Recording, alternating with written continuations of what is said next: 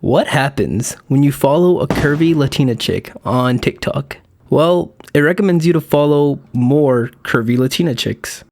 What happens when you follow a black woman on TikTok? It recommends you to follow more black women.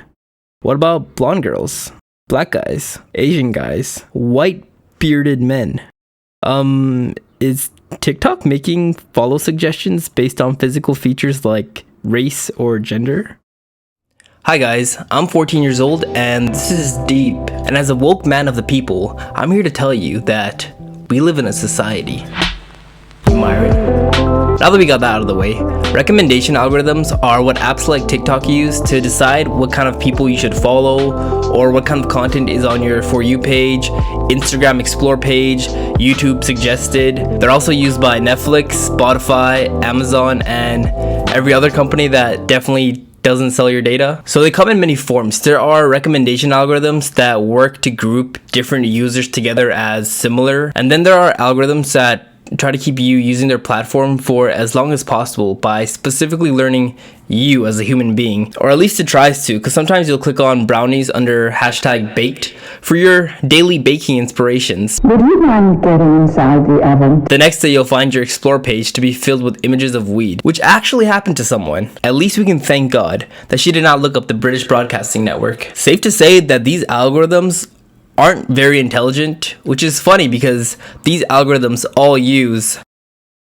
artificial intelligence. They're basically trained to use the past to predict the future. An example of what this looks like can be observed from the company Predpool, who used artificial intelligence to predict at a given time which areas of a city would be more likely to have crimes occurring and then send more police to those areas. But since it's trained off previous data, it basically just concluded that more police should be sent to areas that historically had a higher crime rate. So police looked for more crime in those areas, which meant police found more crime in those areas. This new data was fed back into the algorithm, which just reinforced it and made those exact areas even more likely to get sent further policing. This is what's known as a positive feedback loop, amplifying what happened in the past. An algorithm like this doesn't really get the chance to detect the best new areas to police.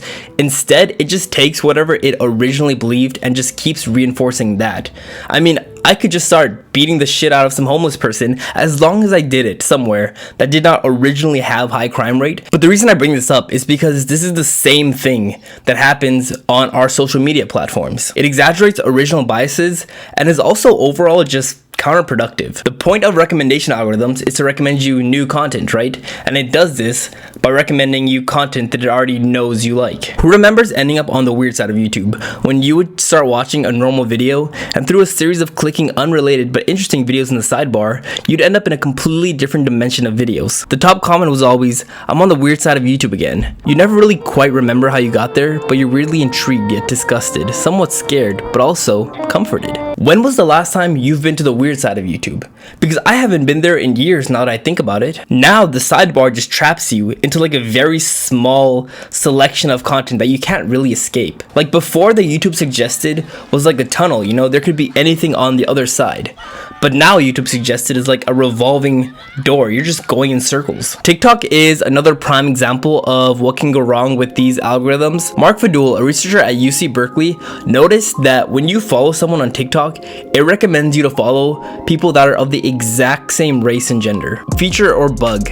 Similarity is expected from recommendation engines, but not homogeneity, nor does it have to be based on physical appearances. TikTok's assumption is that if I follow a blonde teen, it's because I like blonde teens, not for her humor or the music she features. TikTok states that the app uses collaborative filtering, which means that the app recommends new users to follow based on accounts who follow this user are also following, which makes sense to me. I mean, I don't believe that the creators of TikTok are intentionally making a racist suggestion bot, but this happens too frequently to just be coincidental. I believe this just shows how much unintentional algorithm bias can be formed when combined with things like the positive feedback loop. Comedian Elizabeth Warren once stated, "Algorithms are only as good as the data that gets packed into them, which means discriminatory biases just keep getting perpetuated." In 2019, David Hansen noticed that even though his wife had a credit score better than his, he was offered a credit line that was over 20 times higher than that of his wife. So he went on a Twitter rant about Apple Pay being sexist, and then people around the world were noticing that the same thing was happening to them. Regardless of credit score or joint tax filing, men seem to get a much higher credit limit.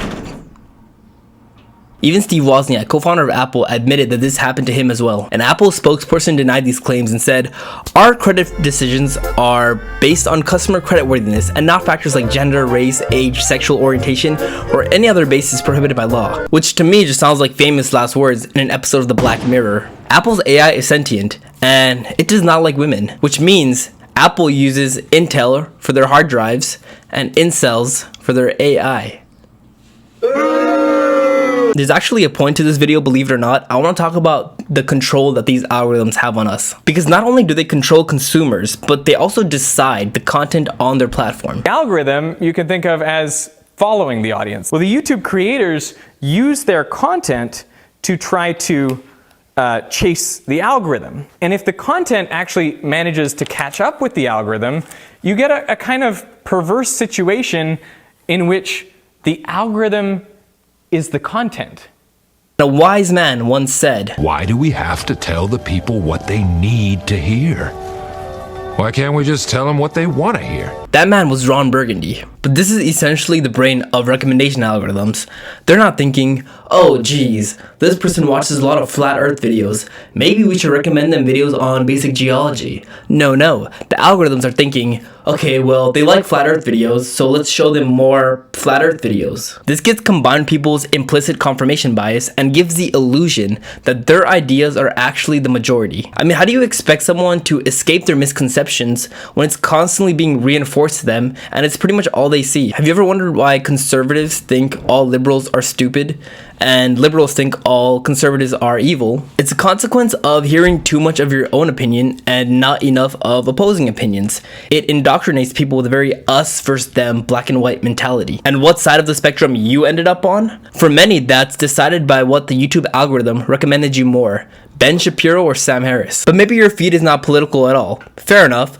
But remember, most of our life is run on autopilot. So without really consciously deciding what to do, the YouTube algorithm can just plan out your day for you. Maybe you open up YouTube to look up some C++ tutorials but get distracted when you're being recommended a bunch of League of Legends videos. Within the next hour, you're gonna queue up for a match. Your real desires are exchanged for pseudo desires that are a mix of the algorithm and your need for instant gratification. But the whole control by the media thing, I mean, this is nothing new, right? People have been controlled since like mankind existed by dictatorships, religion, news, cults, propaganda, astroturfing, you name it. But now it's a little different. In the past few years, it went from the content you consumed being fed to you by other humans to now it's being fed to you by artificial intelligence. And not just artificial intelligence, but pretty shitty and kind of racist artificial intelligence. Maybe you don't believe you're being controlled. You're too smart for that, right? Well, I mean, you're literally watching this video because YouTube recommended it to you, or it's recommended one of my past videos to you. But don't get me wrong, I don't have a problem with recommendation algorithms entirely. I do think that personalized content is miles ahead of everyone just seeing the same internet. Unless that common internet includes me on trending. What if I get picked up by the YouTube algorithm by talking about the YouTube algorithm? Is that a pyramid scheme? I think we should make that happen, guys. So like, comment, subscribe, send me love letters, and I'll see you later.